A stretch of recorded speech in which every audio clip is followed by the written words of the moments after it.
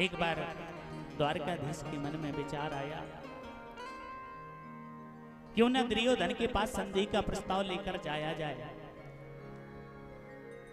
आज द्वारकाधीश संधि का प्रस्ताव लेकर दुर्योधन के पास हस्तिनापुरी में पहुंचे। जैसे हस्तिनापुरी के लिए भगवान चलने लगे, दुर्योधन को पता चला कि आज द्वारकाधीश आ रहे हैं। महलों को सजा दिया, दरवाजे पर खुद आरती का थाल लिए खड़ा है। जैसे द्वारकाधीश पहुंचे, आज दुर्योधन ने बड़ा ही स्वागत किया। भगवान खड़े खड़े मुस्कुरा रहे हैं, सोच रहे हैं नमन नीच की अति दुखदाई। आज बड़ा ही स्वागत हो रहा है, बड़े सत्कार हो रहे हैं महाराज, क्या बात है। आज दुर्योधन ने स्वागत किया, हाथ को पकड़ा, महलों में ले गया, ले जाकर आज गोविंद को अपने सिंहासन पर बैठा दिया। द्वारकाधीश के चरणों में खड़ा हो गया।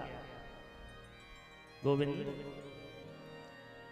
आपके लिए 56 प्रकार के व्यंजन बनाए हैं, चलो चलकर प्रसाद पालो।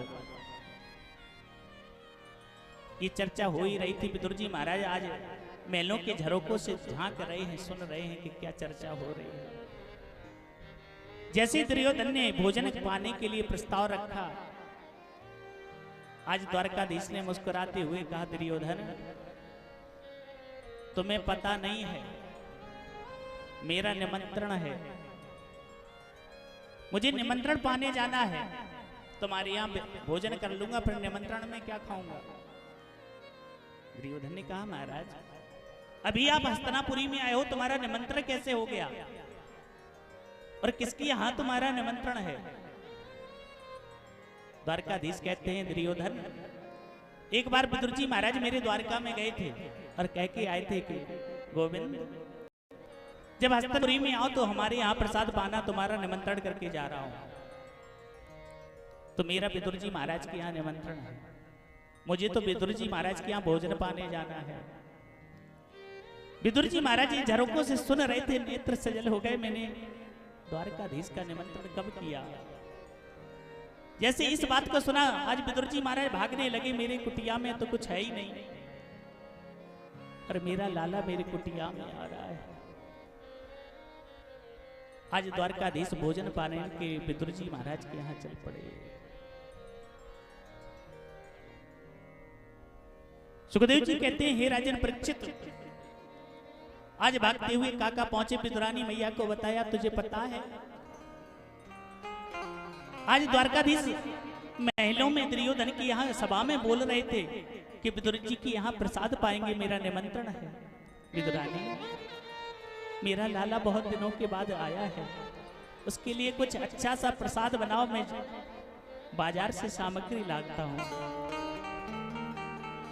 आज विदुर जी महाराज सामग्री लेने के लिए चल पड़े।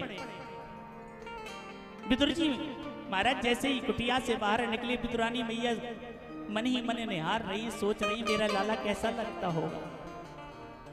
बिम्बा फल के समान उसके गाल होंगे, तोता के समान नासिका होगी, लाल लाल अधर ओंठ होंगे, घुंघराली हल्का बलियां होगी।